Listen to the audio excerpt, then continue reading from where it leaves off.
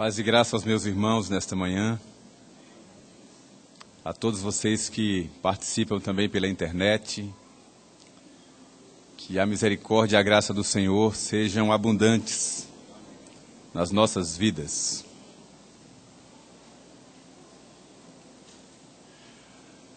Quero convidar você a abrir a Bíblia no texto que vai servir de base para a reflexão desta manhã. Segunda carta de Paulo aos Coríntios. Segunda carta do apóstolo Paulo aos Coríntios. Capítulo 5, verso 18.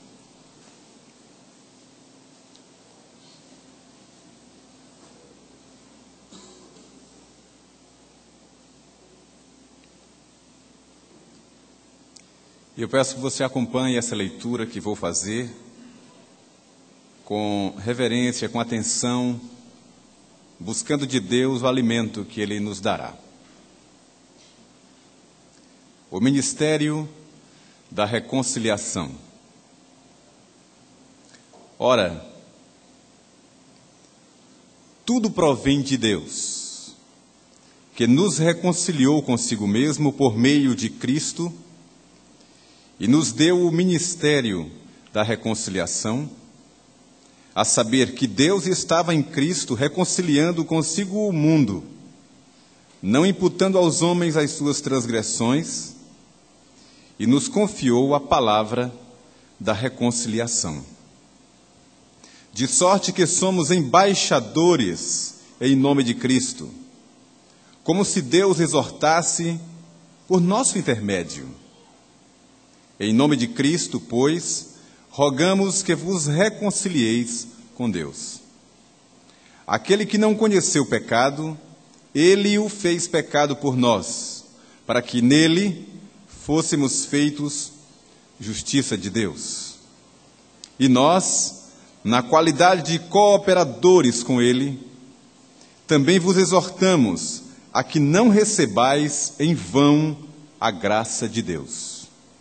Porque Ele diz: eu te ouvi no tempo da oportunidade e te socorri no dia da salvação.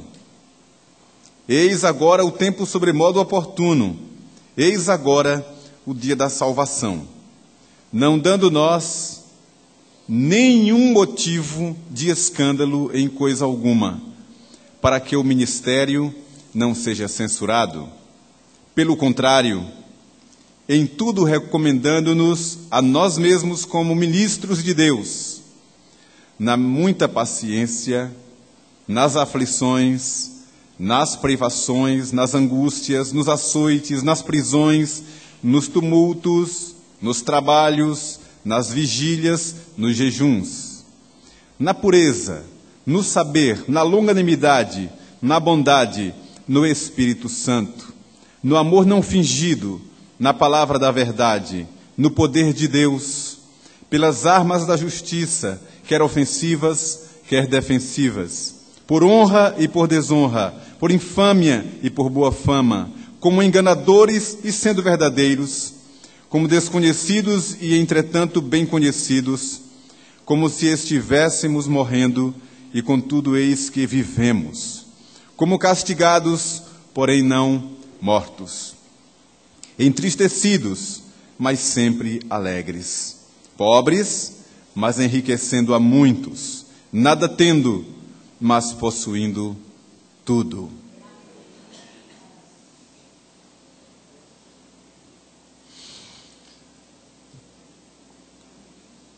O apóstolo Pedro, se referindo ao apóstolo Paulo, falando acerca do apóstolo Paulo,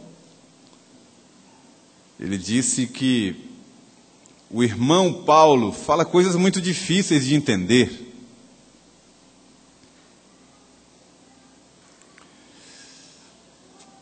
Paulo era mestre nas letras. Ele escrevia com palavras muito precisas. Essa diferença a gente percebe estudando a língua original,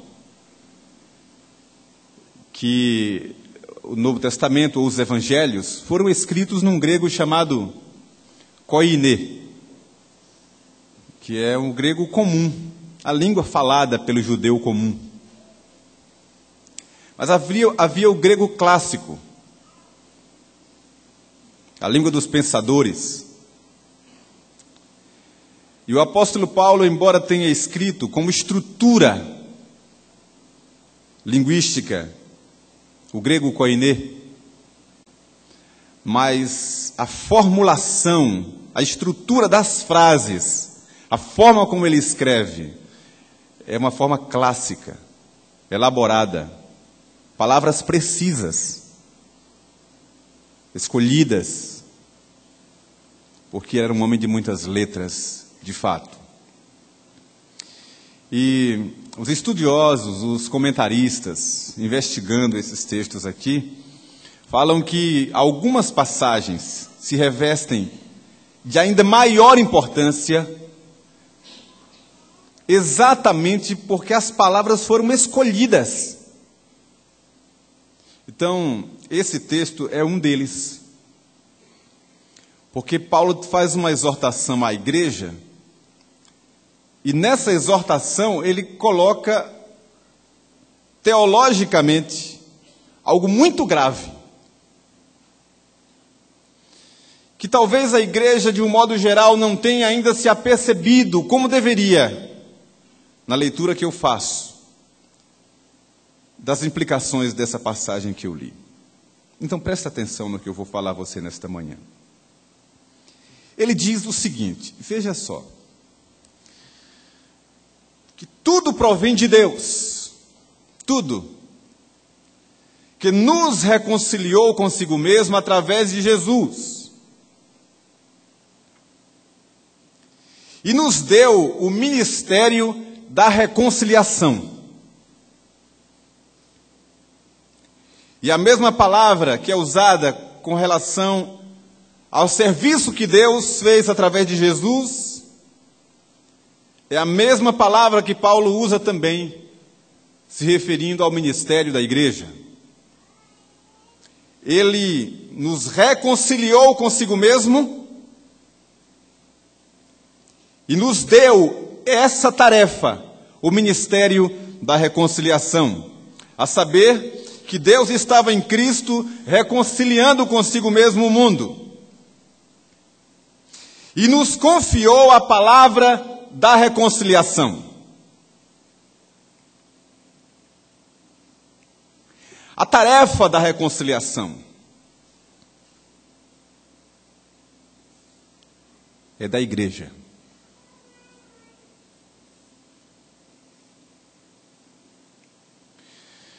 E ele usa no verso seguinte uma ilustração, que é o fato de sermos embaixadores em nome de Deus.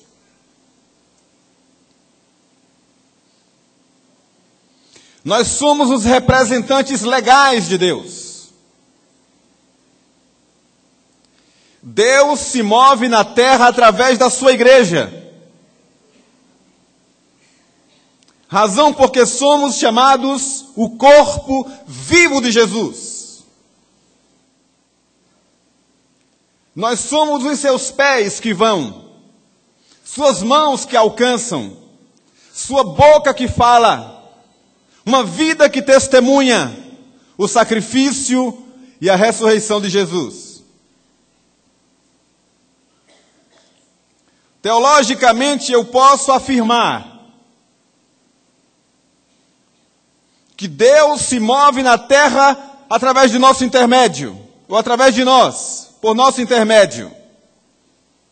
As pessoas serão alcançadas pela mesma graça que nos alcançou, mas Deus usará a igreja. Ide por todo mundo, pregai o evangelho a toda criatura. Ide fazer discípulos de todas as nações. O que vocês ligarem na terra será ligado nos céus, diz a palavra de Deus. Ele nos confiou, entregou em nossas mãos o ministério da reconciliação. Ou seja, reconciliar os homens com Deus, que é tarefa de Jesus na cruz, ele confiou agora à igreja.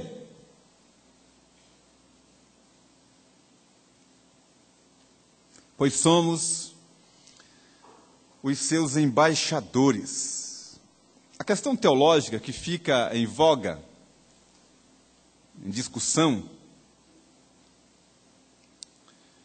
é em torno do que a Igreja Católica, durante séculos e séculos, procurou enfatizar. Que é a salvação através da Igreja. Como se a Igreja salvasse. O entendimento, é claro, é distorcido. Não é a mesma coisa que estou falando aqui. Uma coisa é eu ingressar na igreja visível, a ser arrolado numa lista, num grupo de membros, fazer parte de uma instituição, de um regime ou de uma confissão. Outra coisa é eu ser alcançado pela mesma graça por intermédio do ministério da igreja. São coisas diferentes. Não é que a igreja visível salve, porque só quem salva é Jesus. É que Deus deu a essa igreja a tarefa de anunciar. São coisas diferentes. O ministério da reconciliação. E pensando nisso, é que eu vou destacar um versículo para estudar com vocês. Ainda no capítulo 6, verso 1, ele usa a expressão, e nós na qualidade de cooperadores com ele. Também vos exortamos a que não recebais em vão a graça de Deus. Deus precisa de nós. Ele conta conosco. Somos os seus trabalhadores. Somos os seus cooperadores. E o texto que eu vou estudar com vocês é o verso de número 3. Dá uma olhada aí se você fechou, por favor.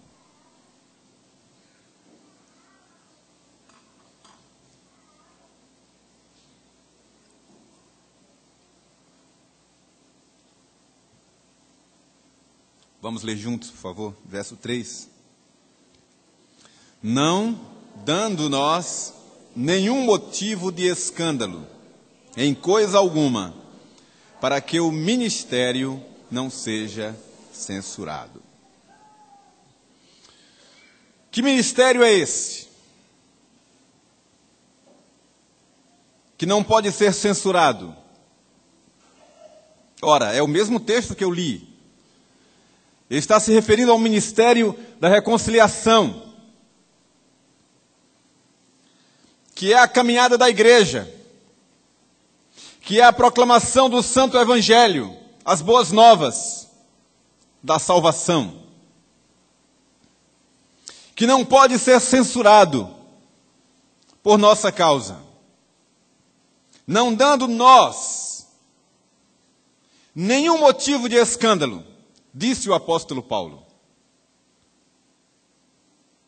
Pelo contrário, inicia no verso 4.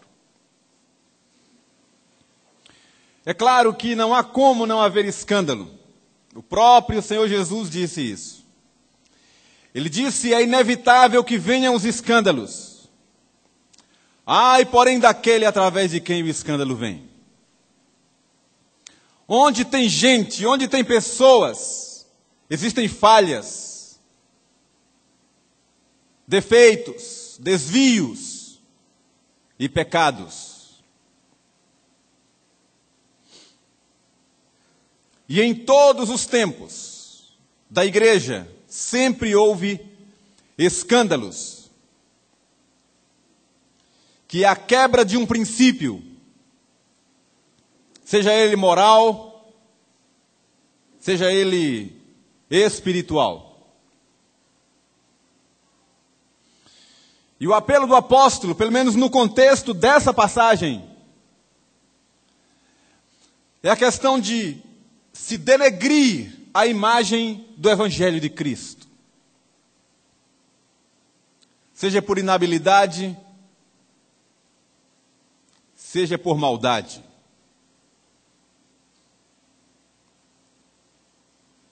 Ele continua no texto dizendo que, perante os homens, eles têm uma visão diferente de nós. Ele vai dizendo, na pureza, no saber, na longanimidade, na bondade, porque para uns somos desconhecidos, mas somos conhecidos. Para uns não temos nada, mas temos tudo. Nós somos cartas vivas, lidas pelos homens. Estamos expostos o tempo inteiro. Estão olhando para nós em todo o tempo.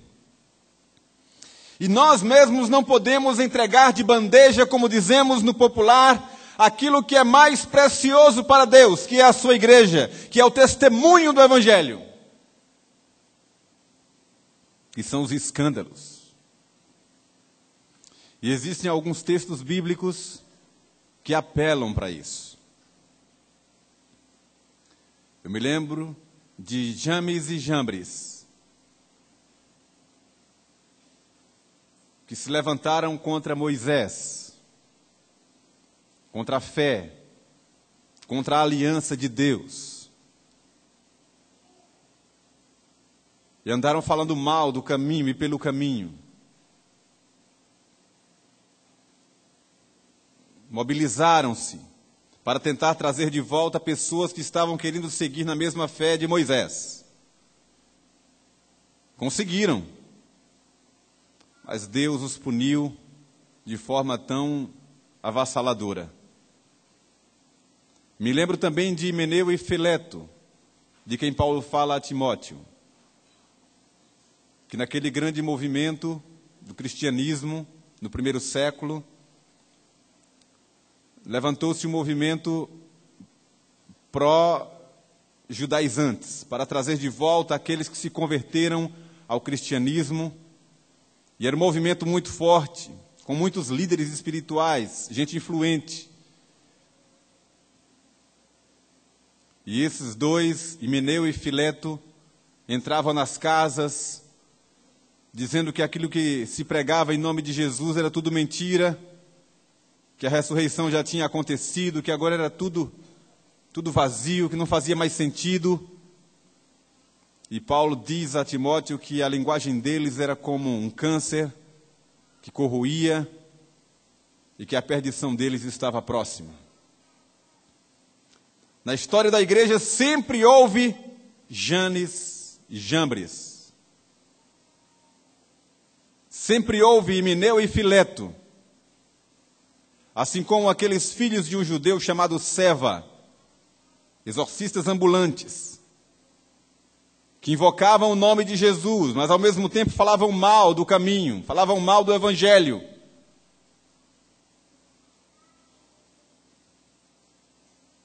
Por influência demoníaca. Na história da igreja sempre houve, no meio do povo de Deus, um sambalá. Sempre houve alguém no meio do povo de Deus, para do meio da congregação, trazer danos espirituais à história do povo de Deus, destruir em vez de construir. Em todo o tempo. Eu poderia citar muitos nomes, mas eu quero aproveitar o tempo que tenho para ilustrar de outras formas. É inevitável que venham os escândalos, porque a natureza humana é ruim, caída, inclinada ao mal. Mas disse Jesus, ai daquele através de quem o escândalo vem. A boca que foi comprada por sangue, para bendizer, também tem sido usada para proferir maldições. E o apóstolo Tiago, cheio do Espírito Santo, faz essa pergunta na sua carta: pode, porventura, da mesma boca jorrar água doce e água amarga? Pode de uma mesma boca sair bênção e maldição?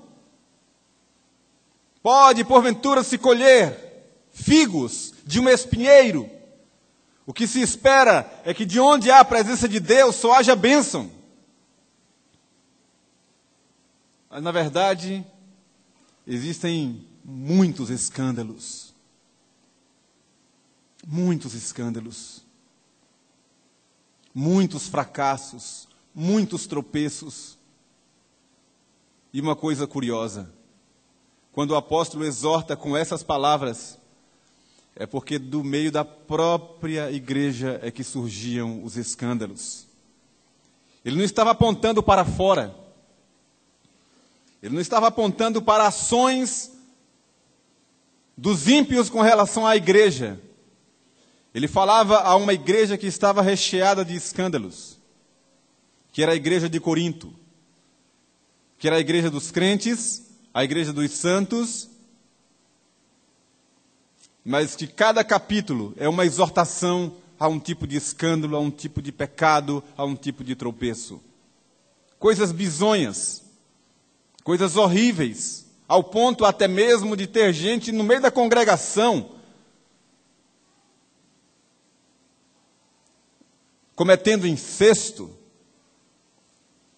pecados sexuais, morais, relacionais e espirituais, de toda ordem. É como que ele estivesse dizendo que o inimigo nem tem tanto trabalho, porque nós mesmos nos encarregamos de disseminar a dor, o pecado, e nós mesmos trazer os escândalos. Falando mal da própria igreja, falando mal da noiva de Cristo, falando mal do Evangelho, falando mal das coisas sagradas.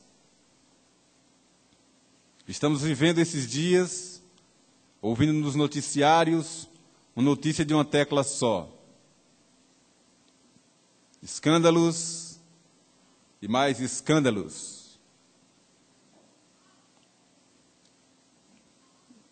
E o curioso é que todos nós somos colocados numa única panela.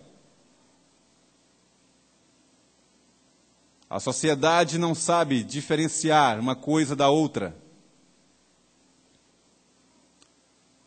Somos todos do mesmo saco. E a igreja precisa orar. E não criticar. E não espalhar. E não divulgar o mal. Porque, segundo nos diz o apóstolo Paulo, Deus nos confiou uma palavra diferente. Uma palavra que se chama palavra de reconciliação, não de maldição. O escândalo vem, e até que Jesus desça nas nuvens, haverá escândalos no meio da igreja. Ai, porém, daquele através de quem vem o escândalo. Não podemos contê-los, mas podemos viver piamente na presença de Deus, aguardando a sua vinda. Que outros falem, prestarão contas a Deus. Mas nós não podemos seguir no mesmo passo, para não dar motivo ao inimigo de prevalecer contra nós, pela nossa própria boca, pela nossa própria conduta, pelo nosso próprio comportamento. Não podemos dar as pérolas aos porcos. Não podemos macular o vestido alvo da noiva de Cristo Jesus, que é a sua igreja, que é a menina dos seus olhos, uma vez que fomos lavados e remidos pelo seu precioso sangue. A igreja de Cristo é a noiva. Ela é pura, ela é una, ela é santificada pelo Cordeiro. Não há mais o que fazer. Ela já foi comprada definitivamente pelo sangue do Cordeiro. Agora, o que Jesus faz é somente lavar os nossos pés. Mas a igreja de Cristo está salva e limpa. Não podemos maculá-la com a nossa fala, com o nosso comportamento, porque nós estaremos blasfemando contra o Senhor e trazendo escândalos contra nós mesmos. Não podemos falar mal nem da nossa igreja local, que tem gente defeituosa. Todos nós temos defeitos. Todos nós, não há um sequer que não peque aqui neste santuário. Você que está acompanhando pela internet, da mesma forma, um só que seja justo por si mesmo. Um só não há.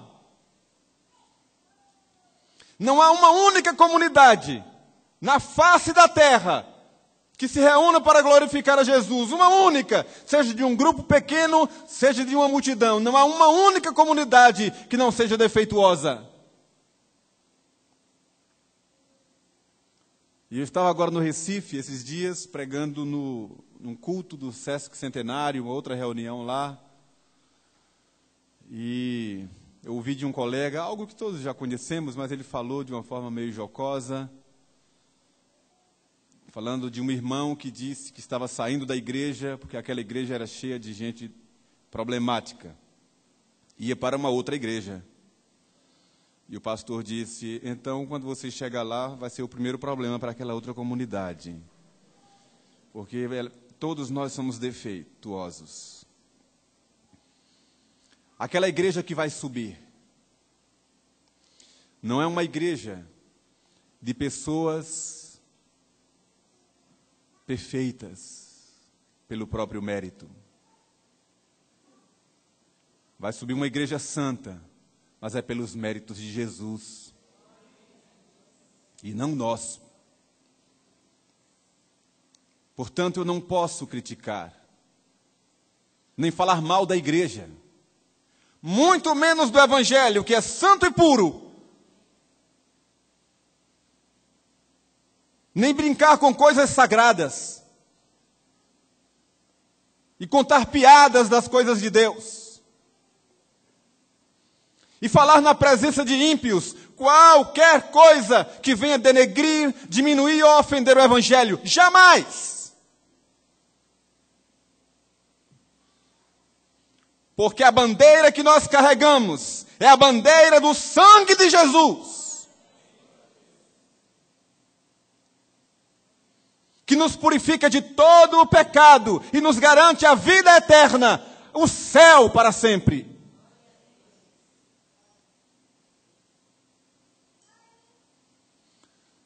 Não dando nós nenhum motivo de escândalo em coisa alguma, para que o ministério não seja censurado.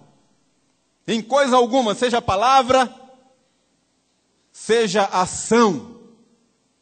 Que não seja você, nem eu, esse instrumento de escândalo, para que o ministério não seja censurado. Pelo contrário, a palavra que recebemos é a palavra da reconciliação. A tarefa da ligação dos homens com Deus compete a nós. Isso quer dizer que da minha boca deve sair sempre uma bênção, um testemunho. Se tem alguém ali falando mal do Evangelho, e eu estou perto, eu sou a luz de Cristo ali. Eu já presenciei, fiquei completamente alterado, modificado. Já vi pessoas, às vezes caladas, às vezes concordando, no meio de ímpios, com os desvios da igreja. Isso é algo muito comum.